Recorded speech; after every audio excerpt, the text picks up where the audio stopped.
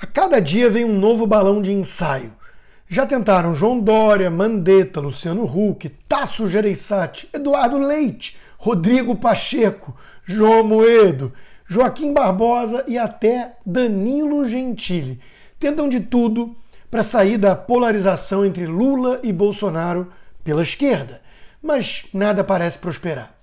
Se os verdadeiramente moderados não tivessem enveredado por esse caminho sensacionalista de demonizar qualquer um que enxergue virtudes no governo Bolsonaro, tratando o presidente como genocida, talvez fosse possível evitar o afunilamento binário.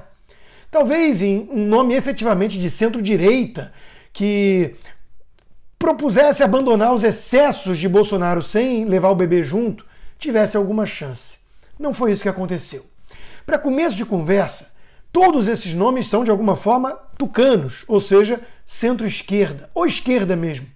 É o destino de todo tucano sentar no colo de um petista quando desce do muro, sempre ao lado esquerdo.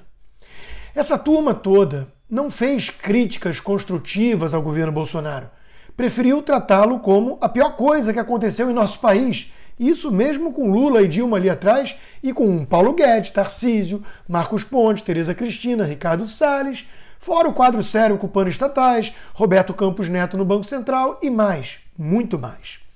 Não era uma questão de tecer críticas pontuais, legítimas, mas sim de demonizar todo um governo com esse quadro técnico e sem nenhum escândalo de corrupção até aqui. Ou seja, as máscaras caíram, uma a uma, e esses tucanos e seus satélites expuseram a única coisa que lhes interessa, o projeto de poder, não o Brasil. O público não é trouxa e percebeu, porém. Mesmo quem enxerga vários defeitos no presidente, em sua postura, inclusive ou principalmente na pandemia, sabe que essas narrativas contra ele são oportunistas, abjetas, patéticas, toscas. Basta ver a postura de boa parte da mídia, conivente com esses adversários. A chamada da Folha de São Paulo para reportar o número de mortes diz tudo. Com presidente negacionista e pouca vacina, Covid mata 400 mil no país. Qual é a diferença desse tipo de ilação ridícula e o que diz um socialista demagogo como Marcelo Freixo, por exemplo? 100 mil pessoas morreram em apenas 36 dias. O extermínio promovido por Bolsonaro está dando certo. É ridículo. Essa tem sido a narrativa predominante dessa patota toda tucana, que explora a pandemia de forma eleitoreira. O povo, atento, enxerga com nojo essa tática desumana e antipatriota. Uma CPI circense com relatoria de Renan Calheiros e presidida por um companheiro lulista era a pitada de canalice que faltava para esse pote transbordar. Estão todos unidos no esforço de derrubar o governo. Basta ver os novos ataques contra o ministro Ricardo Salles. O pedido de uma CPI do meio ambiente foi proposto pelos partidos PT, PSB, PDT, PSOL, PCdoB, Rede e PV. Ou seja, a esquerda radical toda unida. Nunca foi tão fácil saber de qual lado ficar numa disputa binária.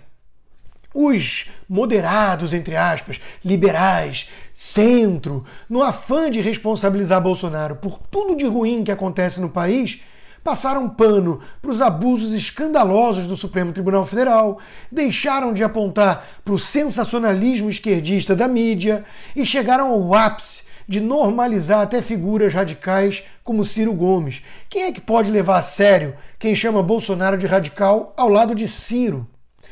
Por isso tudo e muito mais, esses pseudo-moderados da tal terceira via não têm chance em 2022.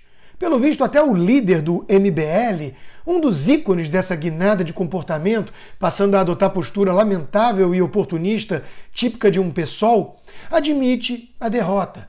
Em sua coluna de hoje, eis o que Renan Santos conclui. Esqueçam a ideia de um candidato único na terceira via, não haverá. Os partidos de centro já acertaram com Lula seu papel eleitoral no jogo vindouro. Congestionarão o caminho do centro, permitindo ao moribundo Bolsonaro um ingresso claudicante no segundo turno. O PSD de Kassab já declarou oficialmente que terá candidato. Derrotados, mas fortalecidos no parlamento, unir-se-ão a Lula no segundo turno em nome da democracia, dos cargos e dos ministérios. Será que ele está falando dele também? Bolsonaro só está moribundo em sua torcida, o que prejudica qualquer análise séria. Mas mesmo assim, Renan reconhece que a probabilidade grande é de um segundo turno entre Lula e Bolsonaro. E vai ser bem curioso ver para qual lado esses pseudo-liberais que passaram a confundir Bolsonaro com o próprio vírus chinês vão pender no ano que vem. Pois eles podem espernear o quanto for, não importa. Tudo leva a crer que será uma escolha binária, sim, entre Bolsonaro e o ladrão do Foro de São Paulo.